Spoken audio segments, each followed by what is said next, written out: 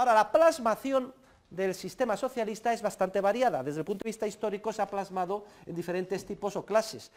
A efectos simplificativos, hoy vamos a considerar básicamente 4 grandes tipos de socialismo. Vamos a empezar por el llamado socialismo real o de las economías de tipo soviético. Este es un sistema socialista que en los tiempos actuales está prácticamente en declive. De haber tenido una gran extensión en el mundo, hoy en día prácticamente pues ha quedado reducido a unos pocos, valga la redundancia, reductos. Concretamente tenemos el caso de Corea del Norte, tenemos en Asia pues, la economía del Vietnam, más o menos algunas parcelas importantes en la China comunista, y Cuba y poco más. Sin embargo, esto es relativamente reciente, porque hasta la caída del muro de Berlín, el año 1989, el socialismo de las economías de tipo soviético estaba muy extendido. Este quizás es el socialismo más profundo, también se le llama socialismo real.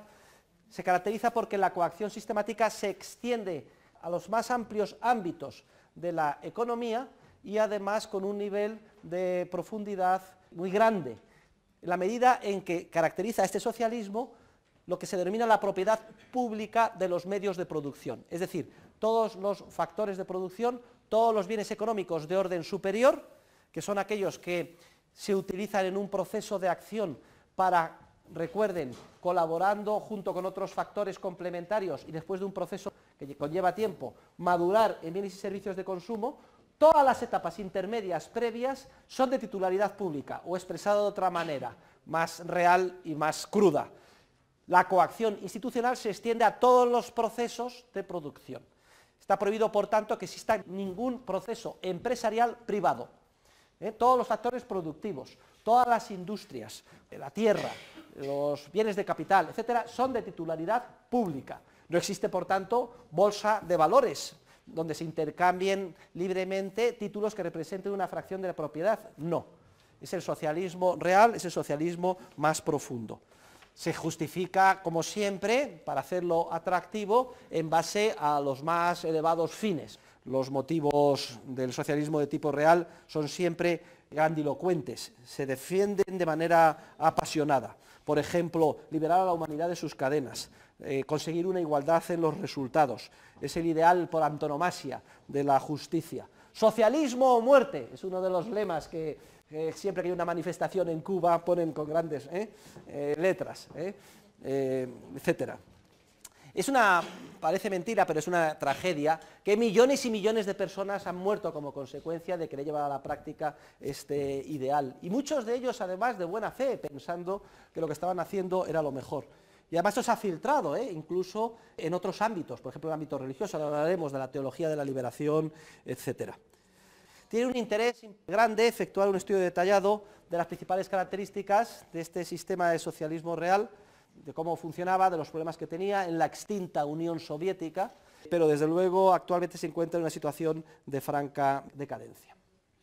Vamos a pasar al segundo tipo de socialismo, que es el socialismo más próximo a nosotros, que se considera que es un socialismo más light, que es el socialismo democrático, o la famosa socialdemocracia. Este es el socialismo más popular hoy en día. Históricamente surge como una separación táctica del socialismo de tipo real, que tiene lugar en el siglo XX, después de la Segunda Guerra Mundial, sobre todo en Alemania. Entonces los socialistas reales aceptan los procedimientos democráticos en un primer paso. Entonces se convierte en socialismo democrático. Vamos a conseguir el poder para imponer estos ideales de socialización de los medios de producción, pero democráticamente.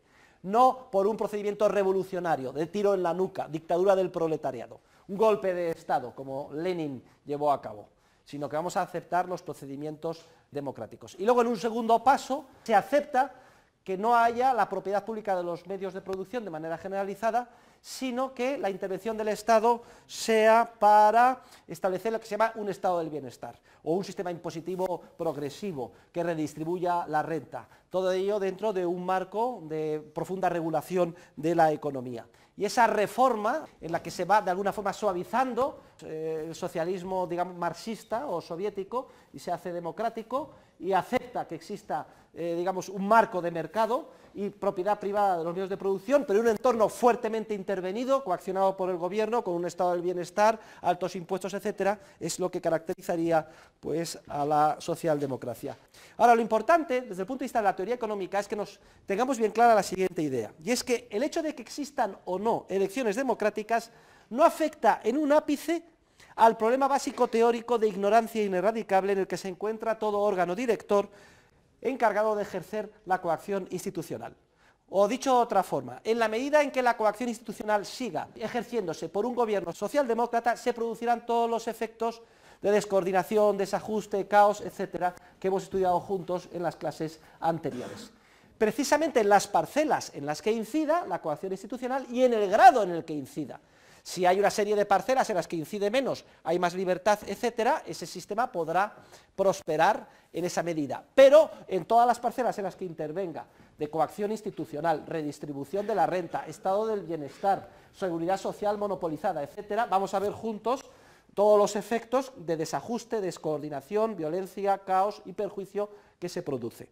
Luego es irrelevante el hecho de que haya una serie de representantes democráticamente elegidos. No se hagan ustedes la ilusión de pensar que por el hecho de que han sido elegidos democráticamente y nos representan, ya disponen, por ciencia infusa, del conocimiento práctico, disperso, privativo, dinámicamente cambiando de manera continuada, que generan los empresarios cuando tienen que detectar problemas y solucionarlos sobre la marcha. Hay siempre ese problema gravísimo de incomunicación. Y luego, es que además, digamos que la coartada del ideal democrático es altamente peligrosa, porque generalmente se tiene la idea de que si los representantes han sido elegidos democráticamente, es inocuo el hecho de que el poder político sea ilimitado. ¿Qué importa que sea ilimitado o que pueda conseguirse cualquier cosa o imponerse cualquier cosa por la fuerza? Porque como los representantes han sido elegidos democráticamente, de alguna forma tenemos alguna garantía de que va a ser la mayoría la que va a imponer sus decisiones en cada momento. Entonces Hayek dice que si se interpreta el concepto de democracia como el poder omnímodo de la mayoría, y eso es lo que significa literalmente en términos etimológicos demos, kratos, demos, pueblo, kratos, poder absoluto. Dice que si por democracia se entiende el poder absoluto de la mayoría, dice que él, primero, no es demócrata, segundo, que es un sistema perverso en el que las mayorías explotan a las minorías y que además es un sistema, dice él, unworkable, es decir, que no se puede llevar a la práctica. Como hay ese problema de ignorancia ineradicable, aunque en última instancia los gobernantes sean elegidos según la coyuntura de las mayorías de cada momento, los mandatos que impongan en el cuerpo social no podrán tener dentro la información necesaria de primera mano para organizar la sociedad. Es un sistema tiránico que descompondrá el cuerpo social. Y por eso vamos a ver juntos los efectos nefastos que tiene el llamado estado del bienestar y cómo incluso se da la paradoja de que gobiernos socialdemócratas, y precisamente en Alemania recientemente, hasta la llegada de Angela Merkel, en los últimos 6-7 años, se han replegado sistemáticamente de mucho de lo que habían hecho en el estado del bienestar, reduciendo prestaciones, reduciendo impuestos, apretándose todo el mundo en cinturón, liberalizando los mercados, etcétera. Precisamente ahora, por eso, Alemania se encuentra en una situación económica relativamente menos perturbada que el resto de los países de Europa. Por eso Hayek dice que en vez de democracia habría que hablar de demarquía, que sería demos pueblo, archein mandar. Bueno, manda el pueblo, pero ojo, dentro de un entorno de isonomía, sometidos todos a las normas generales o principios generales del derecho, leyes en sentido material. De manera que las mayorías no exploten a las minorías, de manera que las leyes sean pocas en sentido material y todo el mundo las tenga que cumplir. Hay otro tercer tipo de socialismo, que es el llamado socialismo conservador o socialismo de derechas. Aquí también lo que se pretende es imponer por la fuerza un determinado modelo social en base a mandatos coactivos. Sin embargo, lo que se pretende es conservar un determinado statu quo, es decir, una determinada organización social, pues sea el sistema de castas en la India, o sea una determinada redistribución de la renta, o sea un determinado esquema paternalista. Papá Estado sabe mejor que nosotros lo que queremos y por tanto nos lo impone por la fuerza. o sea una sociedad, que también es una manifestación típica del socialismo de derechas, organizada jerárquicamente en base en la que los valores más importantes son los valores relacionados con el ejército, sería el socialismo militar. No me importa que sea el estatus militar, el estatus social, el estatus relacionado con la religión, una determinada redistribución de la renta o un sistema de castas. Lo que caracteriza al socialismo conservador o de derechas es su paternalismo e imponer por la fuerza un sistema preestablecido que se considera justo y bueno. Y además el ser reacio ante los cambios sociales. Lo que queremos es mantener lo que hay y que no se efectúen cambios. Hay otras manifestaciones también del socialismo de derechas, por ejemplo el socialismo gremial. Son los diferentes gremios los que de alguna forma estructuran la organización social que se quiere imponer por la fuerza. O el socialismo agrario. También hay que tener en cuenta esta influencia. Es curioso, pero cuando se crea la Unión Europea, el peso del socialismo agrario es tremendo. Y de hecho ello explica que hasta hoy, quizá la parte más importante y significativa del presupuesto de la Unión Europea sea todavía el de la política agraria comunitaria. ¿Por qué todas esas subvenciones? Vamos a hacer más adelante los efectos perversos que tiene. Pues la teoría era que había que proteger a la gente del campo, no solo porque son muy numerosos y votan, sino en base a unos conceptos idílicos, que no vaya a despoblarse el campo, que se mantenga el campo cuidado como estábamos acostumbrados a verlo, etcétera. Por tanto, la materialización del socialismo, digamos, reaccionario, de derechas, que quiere conservar el statu quo, es bastante variada y puede tener el acento en el ámbito militar, en el ámbito agrario, en el ámbito gremial, etc. Y hay pocas diferencias entre los partidos de izquierdas y los partidos de derechas. Todo el mundo quiere conseguir el poder para imponer por la fuerza sus particulares criterios. Y los ciudadanos están siempre ofuscados, pensando que todo lo que ven de malo en el mundo que les rodea, primero, que es culpa del responsable político de turno, y segundo, que se solucionaría si le quitamos y ponemos al mío. Entonces se concibe la política como si fuera un partido de fútbol, Real Madrid-Barça, ¿no? Y entonces, hoy está en el poder el Barça, vamos a ver si ganamos los del Real Madrid y entonces somos todos felices, salimos a la calle, damos muchas pitadas, etc. Sin embargo, luego viene la dura realidad, y es que cuando se quiere imponer por la fuerza cualquier esquema, se fracasa. Porque no es un problema quitar a los malos, sustituirlo por los buenos, es un problema estrictamente científico, de que es imposible organizar la sociedad desde arriba. Me da lo mismo que sea la persona más buena que ustedes puedan imaginar, esté dotado del mayor conocimiento científico, técnico y de los valores más humanos.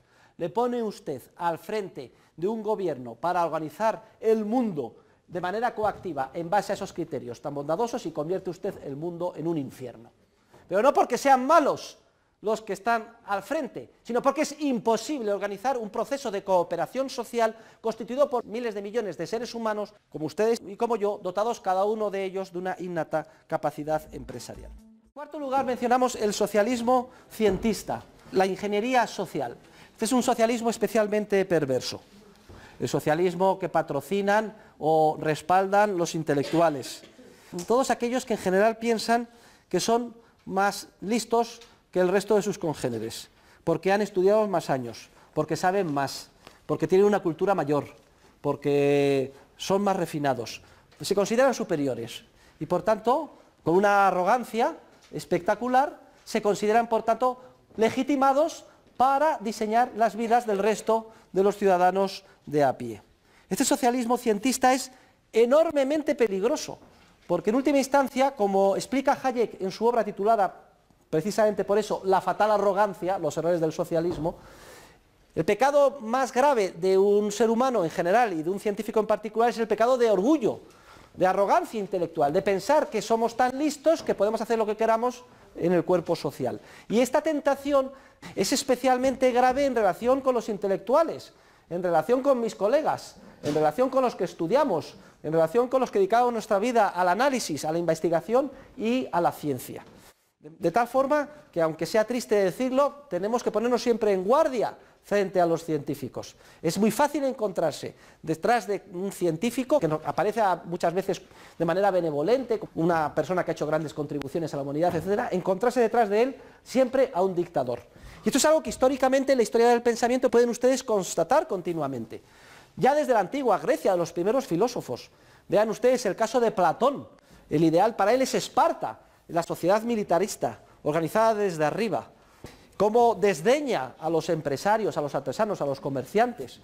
¿Y qué es lo que dice Platón? Dice, pues esa sociedad militarista comunista, en la que todos los recursos están puestos a disposición de todo el mundo, en la que no existe familia. ¿Qué es eso de la familia burguesa? No, sino que las mujeres pues están a disposición de todos los hombres. A lo que hay es un pool de mujeres. Entonces cada uno echa mano cada día de la que quiere y luego se tienen los hijos y afortunadamente, razona Platón, no hay relaciones de lealtad familiares, un papá y una mamá, sino que el hijo es del Estado.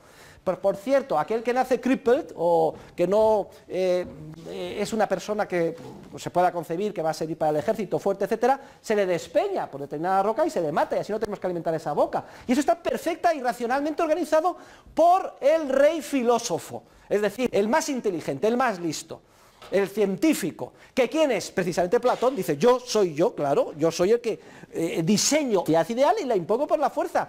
¿Quién va a estar mejor legitimado que yo, el más listo, para organizar la sociedad desde arriba? Y ese es el modelo de Esparta.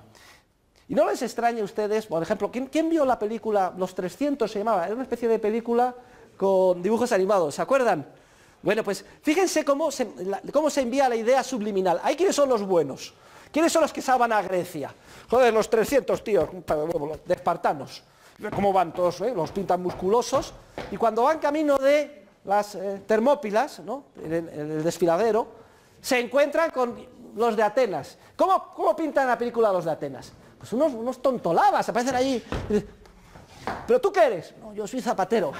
Zapatero. ¿Y tú qué eres? Yo soy curtidor. Los pintan como idiotas, poco menos. Y frente a esos, ¿qué tal? 300 soldados. ¡Zum! Esto es lo que vamos a salvar al mundo. Entonces, el ideal de Esparta y la Atenas comercial, empresarial, relativamente más liberal, democrática, se la desdeña, se la ningunea, es nada. Pues que conste que esa presentación de la película responde exactamente al modelo intelectual de los grandes filósofos que han pasado a la posteridad. Es decir, de Sócrates, que era un arrogante como la copa de un pino, que claro que corrompía a los jóvenes de su época, no tengan ustedes ninguna duda. La corrupción consistía en decirles, no sigas el camino de tus padres. ¿Qué es eso de que tu padre quiere que sigas con el negocio de velas de cera o de flautas? No, hombre, no. Vente conmigo a buscar la virtud. Nunca entendieron estos filósofos el orden espontáneo de mercado que permitió que prosperara Atenas en un entorno comercial en todo el Mediterráneo y que creara un nivel de riqueza tal que, entre otras cosas, permitió que gente como Sócrates, sin dar ni golpe, pues pudiera vivir.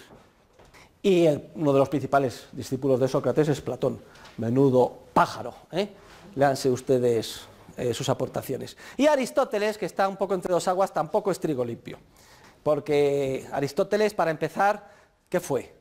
Fue preceptor del hijo del mayor tirano de la época, Filipo de Macedonia, que es el que acabó con el entorno de libertad de las ciudades-estado en Grecia. Pero es que además su propio pupilo era un demente, un loco, un dictador y un tirano, Alejandro Magno, menudo pájaro también. Es cierto que se encuentra que Aristóteles defiende la propiedad privada, tampoco con mucho convencimiento, pero tampoco entiende el orden espontáneo del mercado. Dice Aristóteles que sería imposible concebir una ciudad-estado de más de 50 o 100.000 habitantes porque sería imposible organizarla desde arriba. No entiende el orden espontáneo del mercado.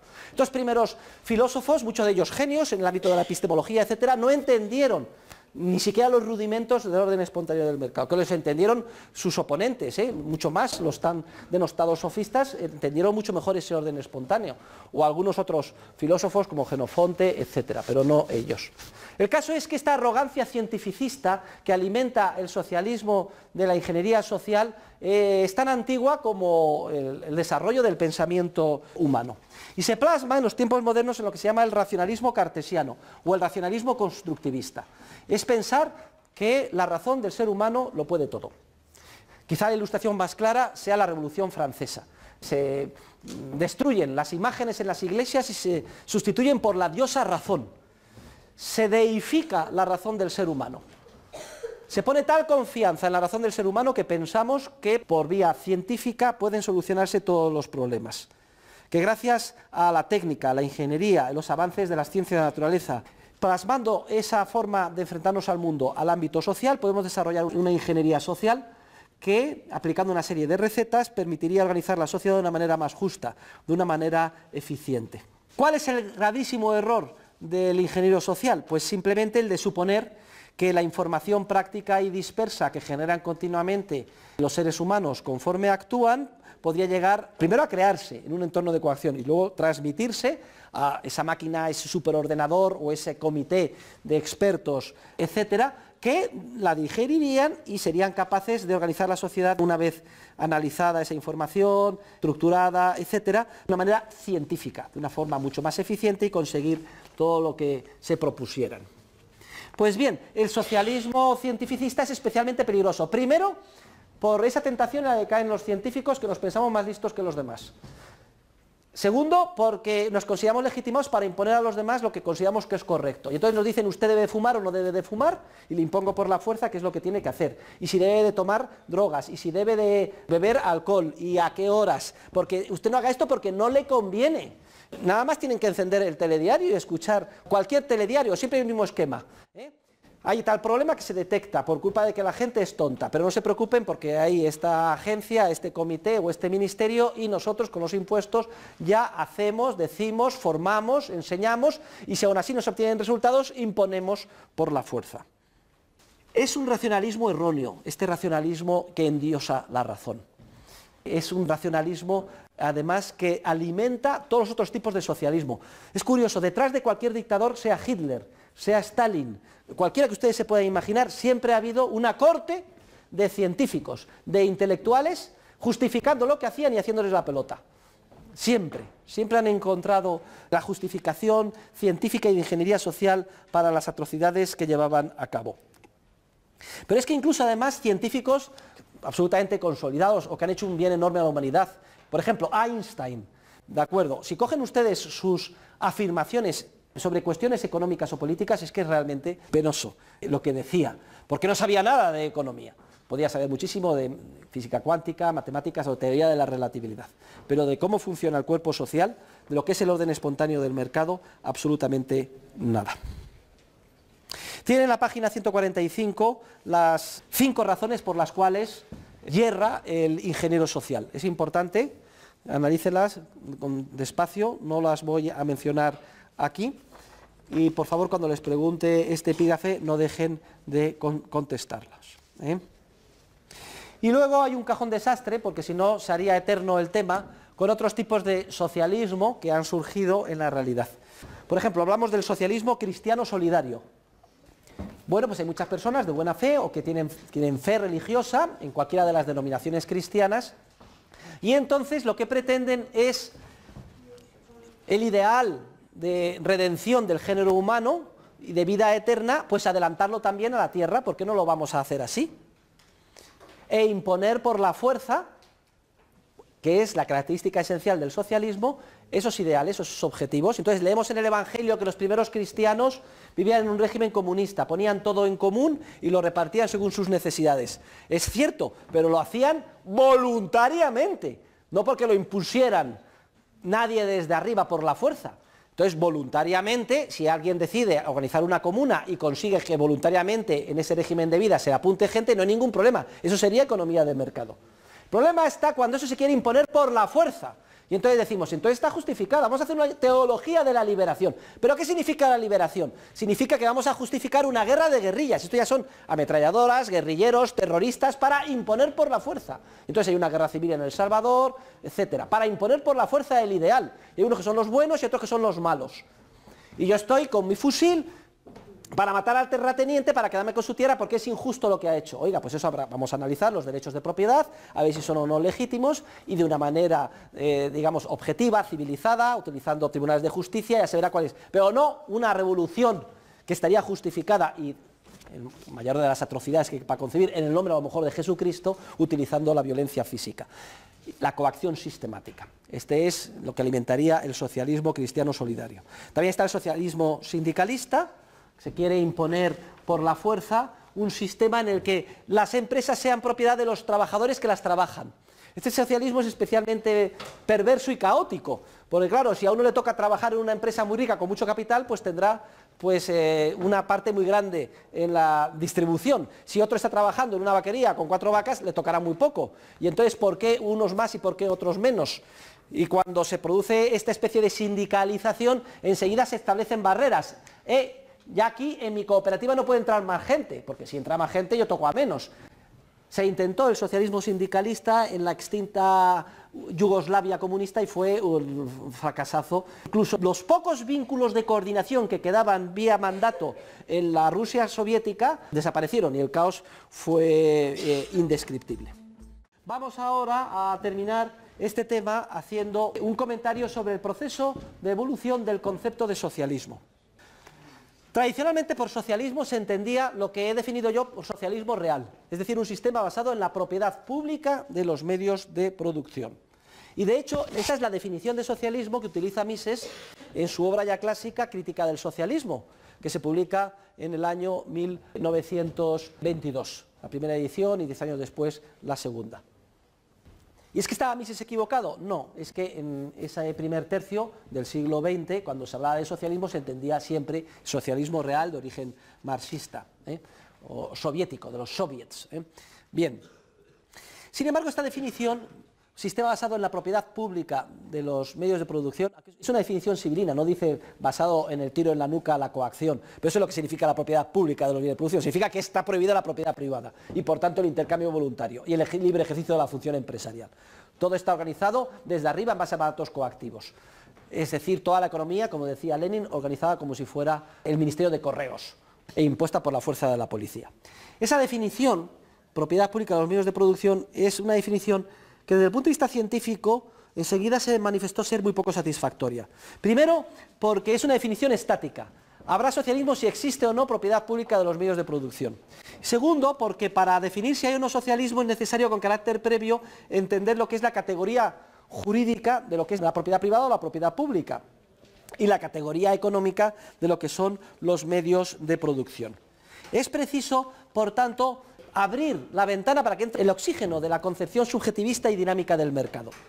Lo importante no es tanto si hay o no propiedad pública sobre una categoría económica, medios de producción, sino identificar de manera transparente la esencia del socialismo. Y la esencia del socialismo en términos dinámicos es la coacción.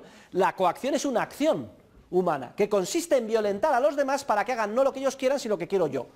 Forzarles, imponerles por la fuerza, ya saben, violencia física o amenaza de violencia física.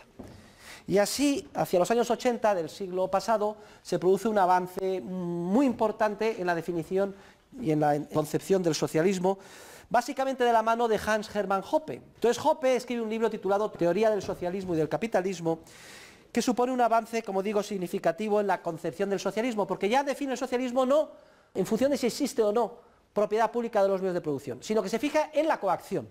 Define el socialismo como todo sistema de agresión o coacción institucional en contra del derecho de propiedad. Ya no es propiedad pública de los medios de producción, sino si hay coacción institucional contra el derecho de propiedad. Y eso es un avance muy grande porque ya es una definición dinámica. ¿Hay coacción o no hay coacción? Son contra el derecho de propiedad.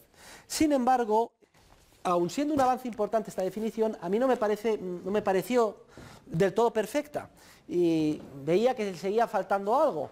No hacía más que darle vueltas y me acuerdo que un día paseando por la playa en Mallorca se me encendió la bombilla empresarial y vi claro que faltaba lo siguiente en la definición. El problema no es detectar si hay coacción contra la propiedad privada, el derecho de propiedad, porque eso exige que previamente nos pongamos de acuerdo en qué es el derecho de propiedad, cuál es el derecho de propiedad justo.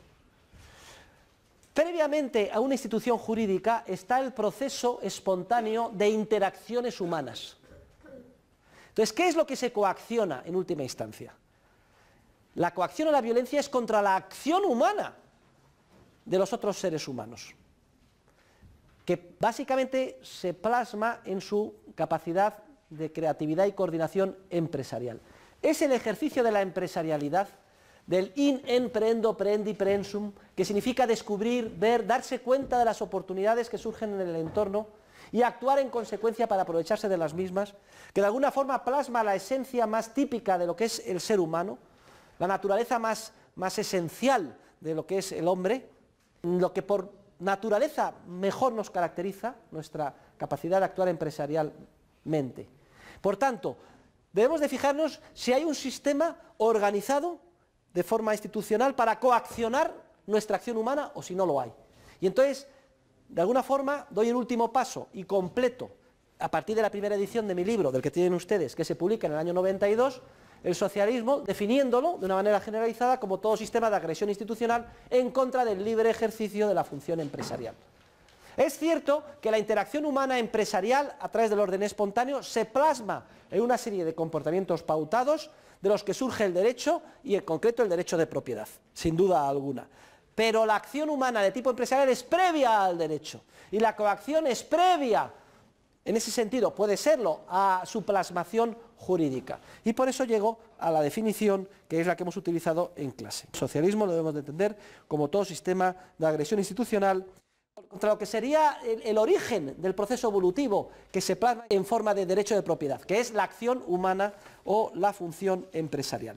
Más que definir el socialismo como hace Hoppe, coacción contra la consecuencia evolutiva del proceso, el derecho de propiedad, yo defino el socialismo como coacción contra la acción humana misma o función empresarial misma que encarna la naturaleza por antonomasia del ser humano.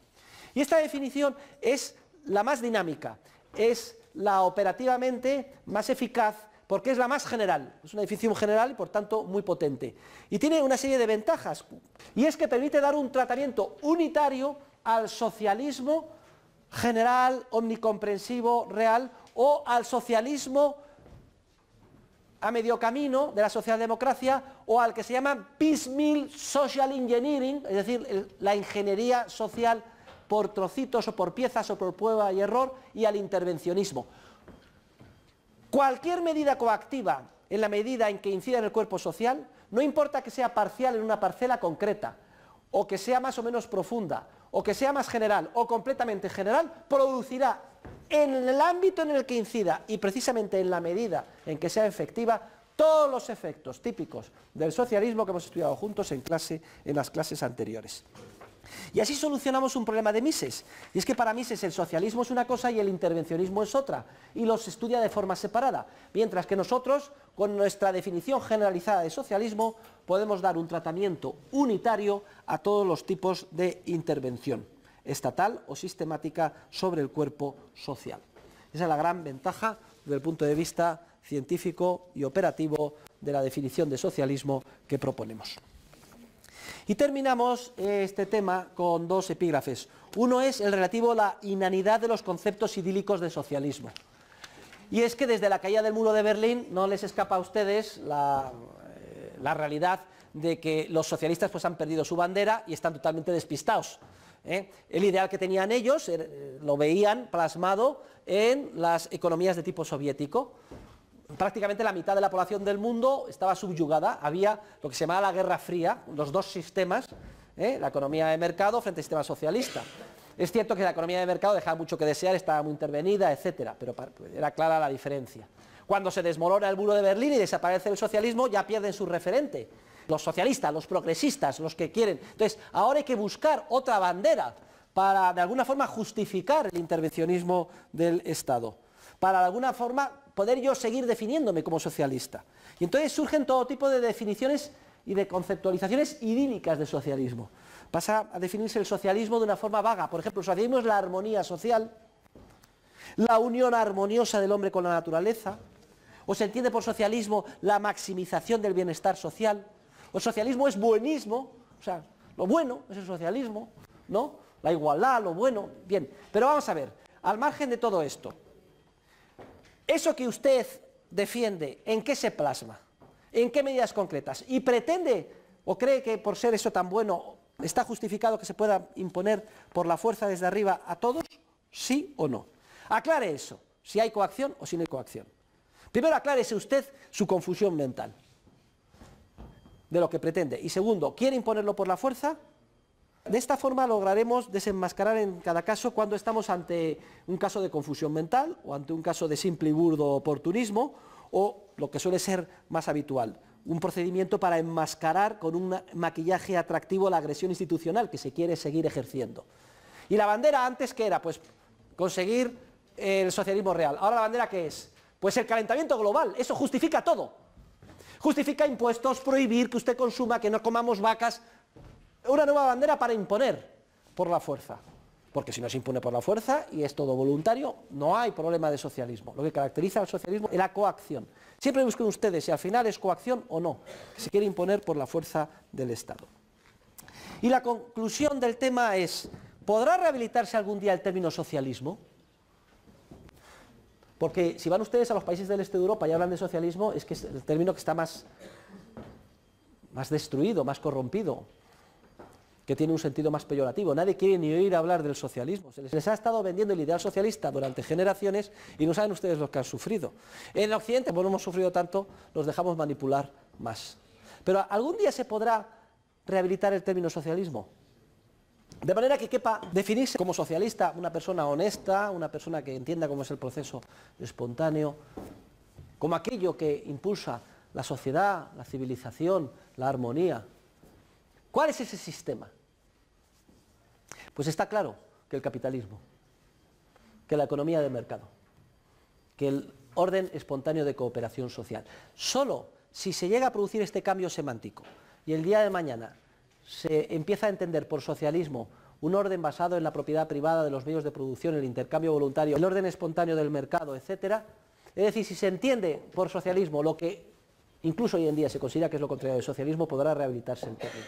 Si no, está condenado pues a enmascarar, como llaman los anglosajones, a través de una vessel word, es un término comadreja, con una cáscara atractiva, lo que no es sin un contenido perverso. Como las comadrejas son capaces, haciendo un pequeño agujerito en un huevo, en absorber el contenido dejando la cáscara intacta. Entonces una palabra comadreja es aquella que ha sido su contenido totalmente prostituido. Por ejemplo, el término socialismo, absorbiendo, o el término democracia, o el término, su contenido, dándole un contenido que es justo el contrario y manteniéndole el envoltorio para que pique la gente. De todas maneras, este proceso de evolución semántica, que no sabemos si se dará o no, un servidor de ustedes ya ha empezado en sus últimas obras, en los últimos años, a tratar de impulsarlo. De tal manera que yo cada vez hablo menos de socialismo, que induce a error. Muchas personas piensan que me estoy refiriendo a conceptos de tipo político, y para mí tan socialista es Rajoy como Zapatero, etc. Y además, como científico, tengo que procurar impulsar la evolución de la comprensión del mundo en función de cómo yo creo que es la verdad científica.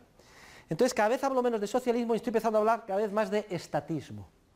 Es que es el estatismo, en la medida en que encarna el ejercicio coactivo y sistemático de la violencia, el que produce todos los efectos negativos que hemos visto para el socialismo.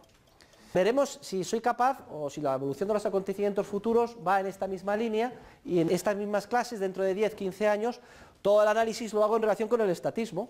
Y el libro, en vez de titularse Socialismo, Cálculo Económico y Función Empresarial, lo titulamos Estatismo, Cálculo Económico y Función Empresarial. Porque en última instancia es la utilización sistemática de la violencia que encarna el Estado la que produce todos los efectos negativos que estamos viendo. De ahí la evolución del profesor de ustedes hacia la anarquía, es decir, al proceso de cooperación social en el que no haya ninguna agencia monopolista de la violencia, con una adscripción territorial determinada, sino un sistema de agencias privadas a las que se suscriben voluntariamente los seres humanos, pagando una determinada cuota mensual, cada una de las cuales patrocina un sistema jurídico y oferta diferentes niveles o grados de orden público, y que están coordinadas entre sí, aunque sean distintas, a través de una serie de normas de tipo voluntario, como por ejemplo las que hay en la IATA, para ponerse de acuerdo con unos determinados protocolos de seguridad en diferentes líneas aéreas. Pues lo mismo en el ámbito de la prevención, represión y sanción del delito. Y no tengan ninguna duda que un esquema privado de este tipo sería muchísimo más eficiente a la hora de mantener el orden público, respetar la propiedad y la vida de los seres humanos, que el que tenemos a través de una agencia monopolista de orden público, que por tanto está aquejada de todos los problemas de ignorancia ineradicable, de tipo burocrático, como las que estamos sufriendo con la policía pública o los sistemas de justicia estatales, etcétera. Y lo mismo que decimos en el ámbito del orden público, lo decimos en cualquier otro ámbito, en el ámbito monetario, en el ámbito de los bancos centrales, o en el ámbito de la seguridad social, en el ámbito del estado del bienestar, etcétera. Y es aquí donde estamos trabajando los catedráticos y los economistas de más avanzada hoy en día, a estas alturas, ya iniciada la segunda década del siglo XXI. Estamos estudiando cómo se organizaría una sociedad sin Estado, es decir, entendiendo por Estado una agencia que tiene el monopolio de la violencia sobre una determinada zona geográfica. ¿Cómo funcionaría un sistema basado en el orden espontáneo en el que hubieran empresas privadas que patrocinaran diferentes esquemas de derecho y de justicia en competencia unos con otros? Lo dejo aquí simplemente diseñado. Aquellos de ustedes que tengan interés puedo dar la bibliografía más reciente y los diferentes artículos y libros. En español hemos publicado Justicia sin Estado, del profesor Bruce Benson, de la Universidad de Florida en Estados Unidos. Lo tiene en Unión Editorial, por si quieren hacer el trabajo sobre él, además con una serie de estudios históricos deliciosos que demuestran cómo la justicia ha funcionado muy bien y además de manera privada en muchos contextos históricos. O los trabajos del catedrático de la Universidad de Zúrich, Bruno Frey, que desarrolla las Functional Overlapping Competing Jurisdictions, jurisdicciones solapadas en competencia sin adscripción territorial, cada una de las cuales ofrece diferentes niveles de orden público, es decir, seguridad, defensa, tipo Prosegur, tipo Securitas, y además con un código jurídico determinado.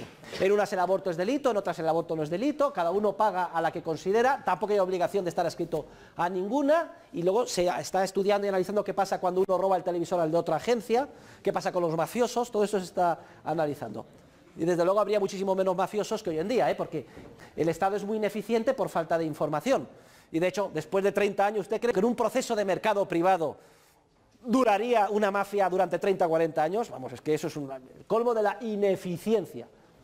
No, un sector privado acabaría con las mafias de manera mucho más rápida, eficiente, barata y justa, que es lo más importante. Lo que vamos a hacer en la última parte del programa es pues bajarnos un poco del nivel de abstracción e ir un poco a la realidad. Bien, estamos insertos, para bien o para mal, vivimos en España, dentro de la Unión Europea, en el año 2010, siglo XXI, y vivimos en unas sociedades pues que no son ni economías de mercado puras, pero tampoco son sistemas de socialismo real, sino que se encuentran, son lo que se llaman las economías mixtas, son sistemas que llamamos intervencionistas. Entonces vamos a definir el intervencionismo, vamos a ver qué efectos tiene y además vamos a aplicar el bagaje teórico que hemos estudiado juntos en este curso a los casos más importantes y significativos de intervencionismo. Vamos a hacer un inventario. Por muestreo hemos elegido los casos más significativos de medidas de intervención, pero vamos a aplicar lo aprendido de tal manera que mutatis mutandi ustedes puedan con facilidad aplicar el mismo esquema conceptual a cualquier otra medida de intervención que quieran analizar. Entonces, la primera idea que desarrolla Mises en la acción humana es ¿qué es el intervencionismo?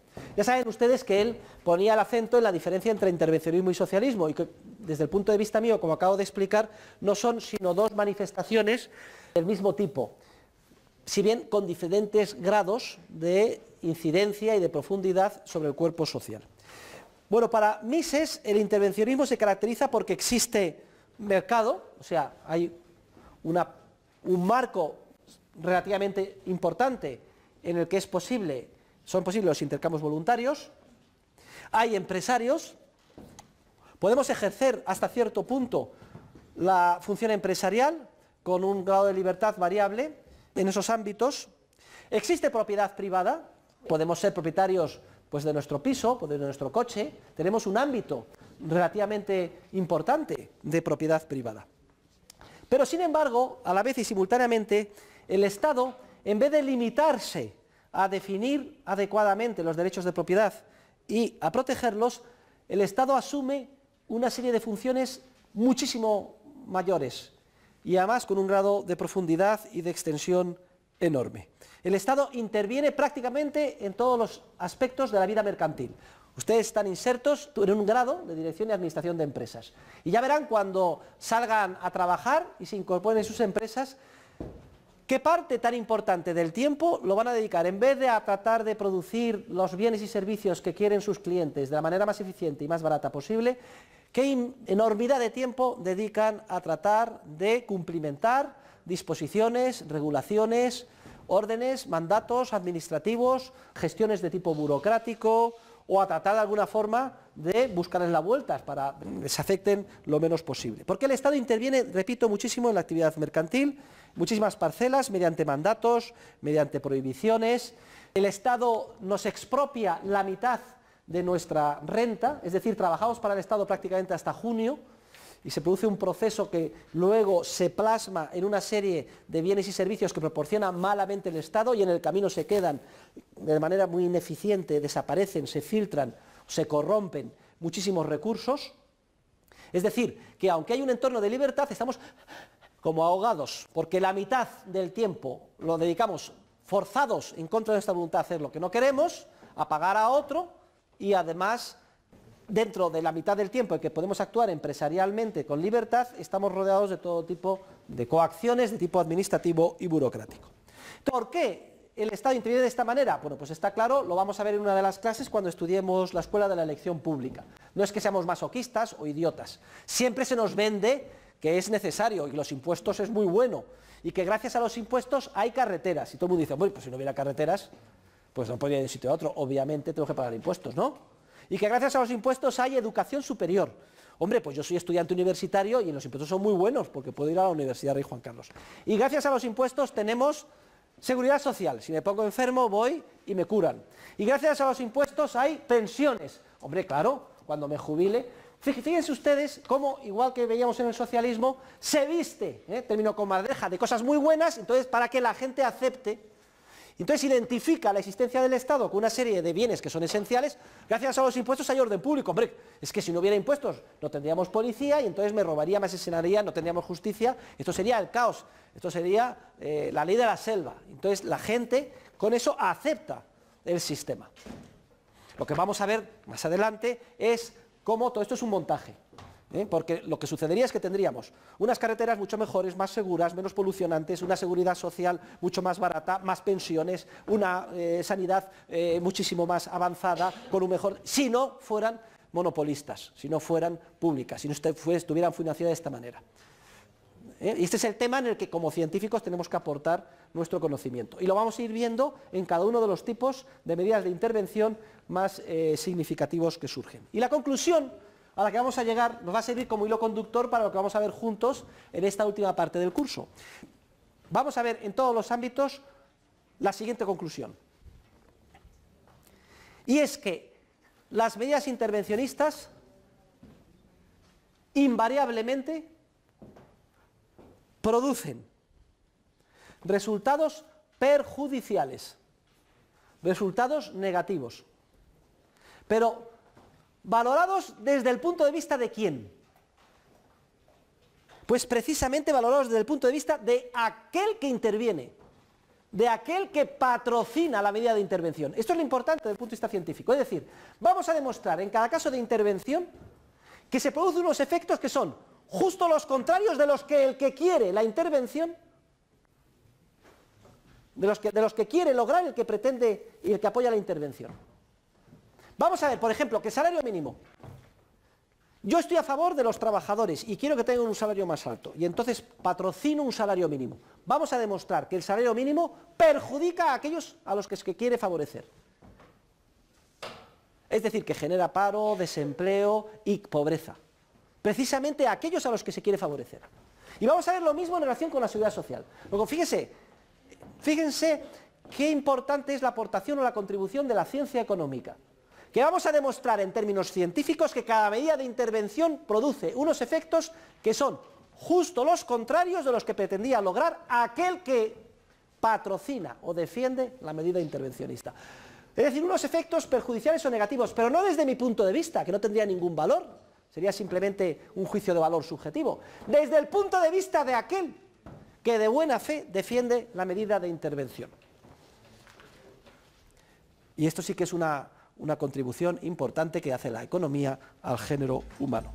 La intervención directa del gobierno sobre el consumo. ¿En qué consiste esta medida de intervención? Pues muy sencillo. El mandato que se impone por la fuerza desde arriba dice lo siguiente. Queda prohibido, por ejemplo, beber alcohol. No les extrañe, ha estado en vigor en determinados países durante muchos años. Por ejemplo, la famosa ley seca en Estados Unidos. Estaba prohibido beber alcohol. La producción, distribución, un delito. Y el consumo se te veía en determinadas circunstancias. Pero bueno, mutatis mutandi es lo mismo que existe en vigor hoy en día. Si quitan ustedes alcohol y piensan en otras drogas. Las drogas están prohibidas, la producción, distribución y el consumo, ya veríamos en qué circunstancias y cómo. Razón de la justificación, siempre muy buena. Como se justificó en la ley seca de Estados Unidos, es que el alcohol destroza a los alcohólicos.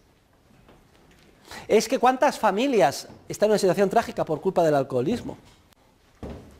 Rotas, maridos que abandonan a sus mujeres, hijos que quedan en circunstancias. Es obvio que hay que prohibir una sustancia tan perjudicial. ¿Y para qué hablar de las drogas? O de los cocainómanos, o de los que caen en la heroína. ¿Quién no conoce a alguien que ha destrozado su vida por culpa de la droga? Entonces, Papá Estado sabe que nosotros somos como niños y que no sabemos cómo comportarnos, y entonces nos prohíbe beber alcohol, o drogarnos, o fumar, porque el acoso a los fumadores es algo, y es obvio, es que los estudios objetivos demuestran que aumenta el cáncer, produce cáncer de pulmón. Mi abuelo se murió de cáncer de pulmón por fumar. Y entonces queda prohibido fumar en todos los sitios públicos. Tiene usted que irse y todo el mundo está ahí fumando en la entrada, en una terraza o en un jardín, y no se puede fumar en los restaurantes, etc. Luego, por tanto, las consideraciones de tipo ético, pasional, los objetivos siempre son los superiores. Y el esquema es, yo sé mejor que tú y como tú no eres capaz, te lo impongo por la fuerza. ¡Pum! Y palo. ¿Qué efectos tiene esto desde el punto de vista estricto de la teoría económica? Vamos ahora a dejar al margen las consideraciones éticas. Es decir, hasta qué punto está legitimado que una persona prohíba por la fuerza que dos personas mayores de edad decidan comprarse o vender una botella de whisky, bebérsela, emborracharse o drogarse, etc. No vamos a entrar en esas consideraciones, que habría mucho que hablar al respecto. Vamos a analizar los efectos que tiene única y exclusivamente desde el punto de vista estricto de la teoría económica. Pues bien, miren, mientras no cambie el género humano, mientras la gente siga aburriéndose y quiera de alguna forma inhibirse de la realidad, tomándose 1, 2, 3, 10, 20 o 30 copas, o inyectándose heroína o lo que sea, y esto es tan viejo como la humanidad misma, mientras continúe la demanda, si la producción, distribución y consumo de estas sustancias se prohíbe, se produce un efecto inmediato, tremendo, y es que el coste de producción de la correspondiente sustancia en el mercado, en este caso en el mercado negro ya, porque es ilegal, sube como la espuma. Mientras la gente quiera seguir bebiendo alcohol, como sucedió en la ley seca, ahora tiene que pagar mucho más por el alcohol. O como sucede ahora, porque una dosis de cualquiera de las drogas no vale nada, y sin embargo el mercado negro vale muchísimo. ¿Por qué? Porque hay que añadir al coste el coste de producir el producto y distribuirlo al margen de la ley. Y entonces se produce un efecto de enorme crecimiento, en primer lugar, de los precios. En segundo lugar, se produce un efecto de criminalización del proceso de producción, distribución y consumo. ¿Quiénes son los que se ocupan ahora de producir y distribuir las sustancias? Aquellos más expertos en violar la ley. Es decir, se pone en manos de las mafias y los criminales el proceso de producción y distribución hasta que llega al consumo. Y a los consumidores en contacto con toda la criminalidad. Pero es que además esos criminales se forran, porque como son los que tienen más habilidad para violar la ley, venden el producto al margen de la ley a un precio elevadísimo, obtienen una fuente cuantiosísima de beneficios. Lo que les permite, por cierto, a su vez corromper el sistema para poder de alguna forma preponderar y cumplir sus objetivos. Pero es que además resulta que no pueden recurrir a los tribunales ordinarios de justicia para dirimir sus conflictos.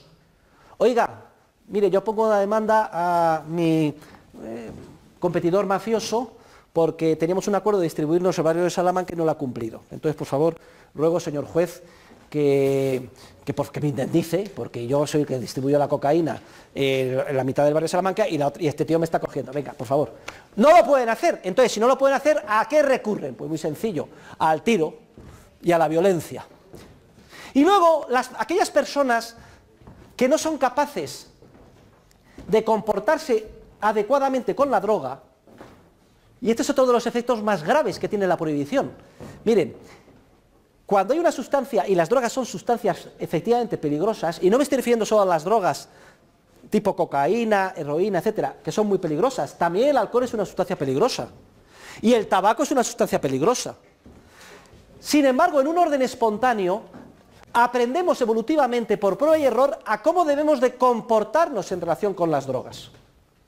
En un orden de libertad, tendemos la mayor parte de los seres humanos a aprender a comportarnos con esas drogas. De hecho, donde culturalmente es aceptable beber vino, hemos aprendido a beber vino. Sabemos cómo se bebe vino en el mundo mediterráneo. Bebemos en las comidas y sabemos que nos podemos tomar 2, 3 vasitos de vino. Los fines de semana a lo mejor un poco más. Y a lo mejor en las bodas de Caná ya se sabe que es una boda.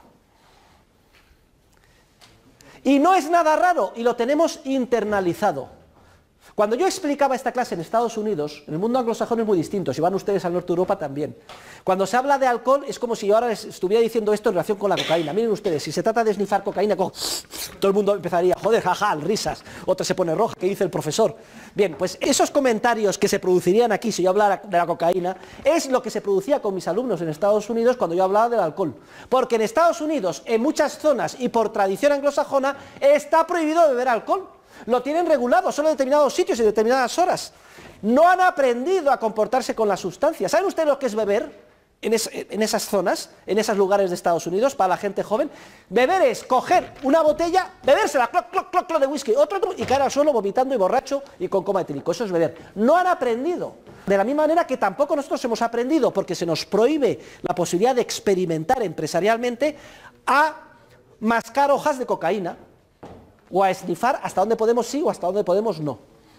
Pero no solo eso, no solo es que se criminaliza la producción, la distribución y el consumo, no solo es que se bloquea la posibilidad de experimentar como consumidores y aprender a comportarnos con la sustancia, es que además se criminaliza al pobre consumidor que por otras razones, los problemas que tiene la vida, de su estructuración interior, etcétera, caen en la droga y pasan de ser un enfermo a ser un criminal. Yo soy un enfermo dependiente de la droga y la necesito para vivir. Entonces, ¿qué hago? Pues atraco una farmacia, robo o mato a quien sea para conseguir mi dosis. Dosis que podría conseguir sin matar y sin robar en un mercado libre a un precio que es una fracción pequeñísima del que tiene hoy en día en un mercado negro. Pero no solo se corrompe toda la sociedad como estamos viendo, sino que también se corrompe desde el punto de vista de la creatividad empresarial. Ustedes saben todo el esfuerzo, por ejemplo, de las farmacéuticas privadas dedicado a buscar drogas que tengan los efectos que quieren los consumidores, pero no los efectos negativos, de dependencia psicológica, de física, etcétera, también está bloqueado. No se puede experimentar con nuevas sustancias, salvo en un laboratorio de tapadillo. Durante años he dado clases en la Facultad de Derecho de la Universidad Complutense. Muchos de mis alumnos eran policías, porque hay un programa el cuerpo, de que si consiguen la carrera de Derecho, ascienden, etc. Invariablemente siempre decían lo mismo: profesor, tiene usted más razón que un santo. Dedicamos la mayor parte de nuestro tiempo a una lucha perdida en relación con las drogas. Que nos destruimos, nos corrompimos nosotros, las familias, los drogadictos, los productores, etc. En vez de dedicarnos a proteger la vida, a defender la propiedad y a mantener el orden público. Hay una película que creo que habrán visto ustedes, me parece que se titula Traffic. ¿La han visto, no? Pues cógenla por internet y mírenla. Ya verán cómo no es la droga la que destruye, sino la prohibición de la droga la que destruye a la sociedad. La hipocresía es inmensa en ese sentido. Y lo que perdemos y el daño y el coste que está haciendo también. Hay una película que no sé si habrán visto ustedes, que se titula Los Intocables. Kevin Costner es Elliot Ness. Sale orgullosísimo de su academia en Washington, del FBI. Él va a salvar el mundo porque representa la ley y el orden. Primer destino, Chicago, años 30. Plena prohibición del alcohol, ley seca. Hasta que llega Elliot Ness con sus intocables, con la instrucción de que se haga cumplir la ley, Chicago era una balsa de agua. Efectivamente, hay una ley seca que prohíbe beber alcohol, pero todo el mundo bebe alcohol los fines de semana. Simplemente es unos sitios que se conoce, se da tic-tic, en un callejón oscuro, te miran, sí vale, Entras dentro y hay un cachondeo organizado, una orquesta, bailando el Charleston, todo el mundo bebiendo, alegría, y ahí está todo el mundo, el alcalde, los funcionarios, los empresarios, el obispo, Tokiski. Eso pasa muy bien. Claro, todo esto hay que llevar barriles de alcohol. ¿Los barriles de dónde vienen? ¿Están prohibidos? Pues como están en la frontera de Canadá, los Grandes Lagos, vienen de contrabando. Los barriles vienen de contrabando y alguien se tiene que ocupar, pues son los mafiosos, que son Al Capone y las diferentes familias, que como ganan muchísimo dinero, ya saben, dan un extrasueldo a los policías, le dan la mano, y el policía lo único que tiene que hacer, pobrecillo el policía, es justo cuando pasan los barriles, resulta que mira para otro lado. Pasan los barriles y cuando ya han pasado todos, mira, aquí todo el mundo pacífico, nos ganan más, los otros se divierten, no hay ningún problema. El problema está, queridos alumnos, cuando llega Eliot Ness, FBI, y quieren imponer la ley. Entonces, si ven la película, a partir de ese momento, si cogen un contador de muertos, empiezan ras. Es que termina habiendo incluso un ataque de la caballería del FBI contra un convoy de coches, de camiones, de contrabando con alcohol, donde ahí mueren la intemerata. Al final detienen a Al Capone, pero no por esto, sino simplemente porque le denuncia un empleado desleal de que no pagaba impuestos y lo meten en la cárcel. Y es así como termina la película. Muy contento, después de testificar, Eliot Ness, que es el jefe del FBI, pues escucha con gran satisfacción el fallo judicial que condena a Al Capone a la cárcel por no pagar impuestos. Y eso después de centenares de muertos en el camino, en los años previos. Tiroteos, violencias de todo tipo.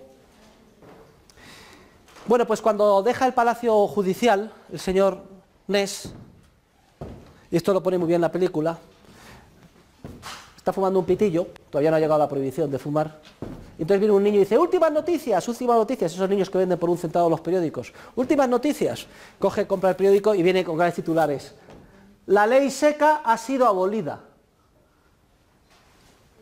¿Qué medida más inteligente? ¿Por qué no se toma hoy en día en relación con todas las leyes secas que quedan en vigor con el resto de las drogas?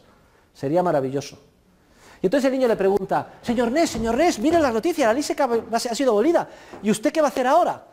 Y entonces contesta Kevin Costner, Eliot Ness dice, ¿yo ahora me voy a ir a tomar una copa de whisky? ¿Será hijo puta? Después de todo lo que ha organizado, ahora se va a tomar una copa de whisky. A este le cargan, en vez de perseguir a Al Capone, yo qué sé, gasear judíos, y la eficiencia es extraordinaria. Miren, en el momento en el que se declara abolida la ley seca, la principal fuente de beneficios que tenían los mafiosos desaparece. ¿Saben ustedes quiénes financiaban el lobby para mantener la prohibición? ¿Quiénes eran los beneficiados de la prohibición? Al Capone y los mafiosos. ¿Quién creen ustedes que son los más interesados en mantener la prohibición de la droga hoy en día? Las mafias. En el momento en que se liberalice la producción, distribución y consumo de las drogas, toda su fuente de beneficios desaparece. Se comprarían farmacias. Habría fumaderos de opio, como los ha habido en Estados Unidos hasta 1910. Estaba integrado en la sociedad, no había ningún problema. Y si había alguien que estaba todo el día, había ido y caído en la droga, ese es un enfermo que hay que darle un tratamiento distinto, por otra vía. Pero igual que había cafés, bares, etcétera, había fumaderos de opio y no pasaba nada. Ni se perseguía a nadie, ni tenían que prostituirse las niñas para conseguir su dosis, como vemos en Traffic, de droga, ni se destruía toda una sociedad por imponer por la fuerza un absurdo. Fíjense ustedes cómo la directa intervención en el consumo produce unos efectos que son justo los contrarios de aquellos que se quieren favorecer. Y no hace muchos años, a comienzos de este siglo, hicimos un seminario en la Universidad de Verano de Santander sobre este tema, liberalización de drogas, e invitamos a los magistrados más importantes del Tribunal Supremo Sala de lo Penal. ¡Qué satisfacción más grande fue escuchar de sus labios que teníamos plena razón! De ellos, que son los que están juzgando. Pues fíjense ustedes, si los policías nos indicaban, mis alumnos policías, que perdían su vida en destruir la sociedad persiguiendo la droga, y luego los magistrados del Supremo dicen que el daño que se crea es tremendo. Fíjense ustedes, lo tenemos en bandeja. No hay nada más que para acabar con todo este problema de la droga que liberalizarla en todos los ámbitos. Y esa es la principal conclusión a la que llegamos del análisis económico sobre esta primera medida de intervención. Muchas gracias.